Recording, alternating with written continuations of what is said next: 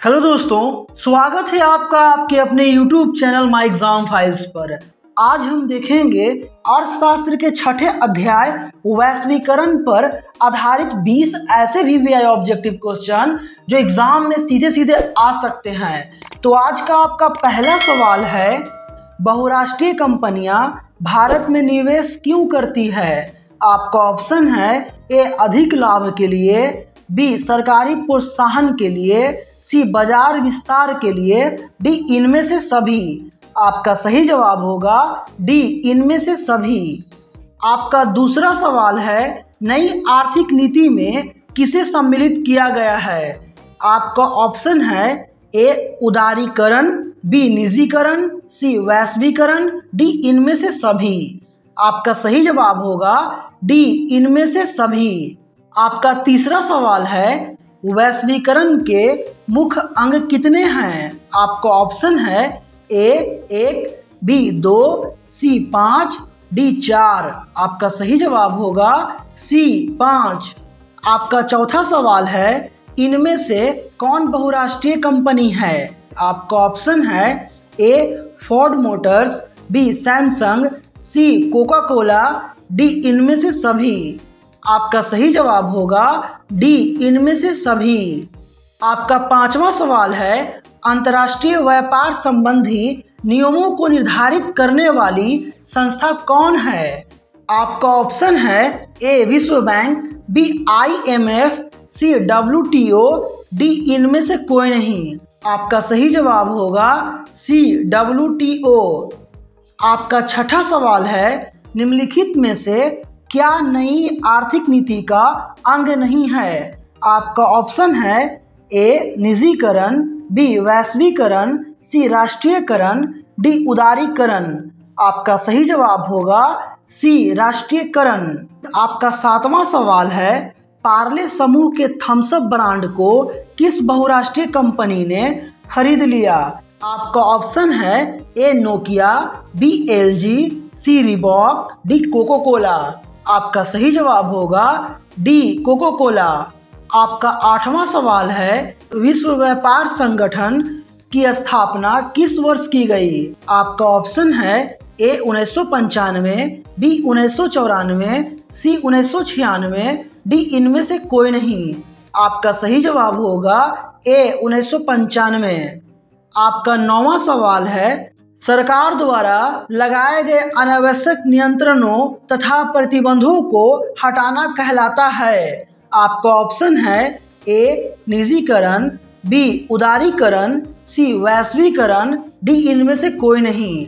आपका सही जवाब होगा डी उदारीकरण। आपका 10वां सवाल है, वैश्वीकरण के फलस्वरूप दो देशों के उत्पादकों के बीच प्रतिस्पर्धा। आपका ऑप्शन है ए कम होगी, बी बढ़ जाएगी, सी घटती बढ़ती रहेगी, डी कोई परिवर्तन नहीं होगा। आपका सही जवाब होगा बी बढ़ जाएगी।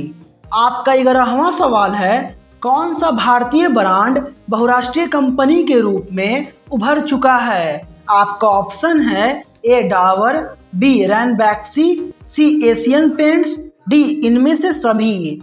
आपका सही जवाब होगा डी इनमें से सभी।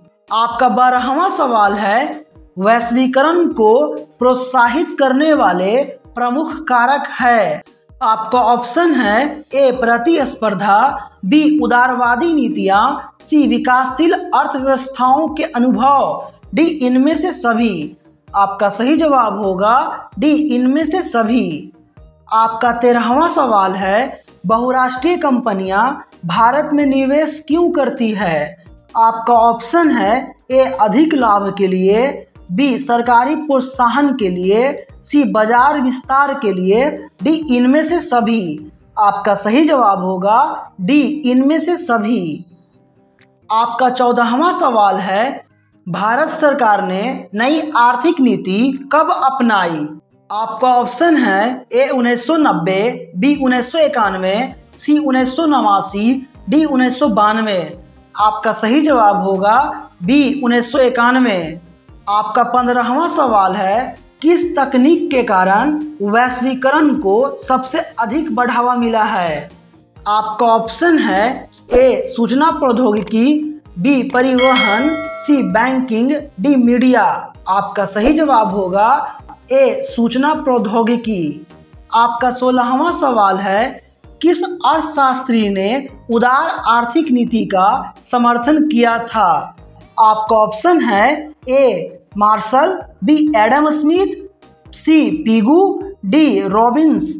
आपका सही जवाब होगा बी एडम स्मिथ।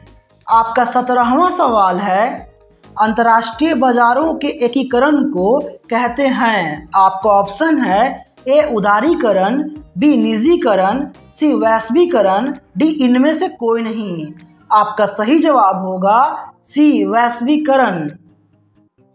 आपका 18वां सवाल है, वैश्वीकरण की प्रक्रिया में मुख्य भूमिका किसकी होती है? आपका ऑप्शन है ए बहुराष्ट्रीय कंपनियां, बी सरकार, सी उद्योग, डी श्रमिक। आपका सही जवाब होगा ए बहुराष्ट्रीय कंपनियां। आपका 19वां सवाल है, एलपीजी का अर्थ है? आपका ऑप्शन है ए उदारीकरण, बी निजीकरण, सी वैश्वीकरण, डी उदारीकरण, निजीकरण एवं वैश्वीकरण।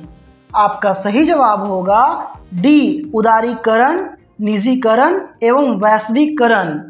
आपका 20वां सवाल है, वैश्वीकरण को और क्या कहा जाता है? आपका ऑप्शन है ए भूमंडलीकरण, बी डब्ल्यूटीओ, सी निजीकरण, डी उदारीकरण।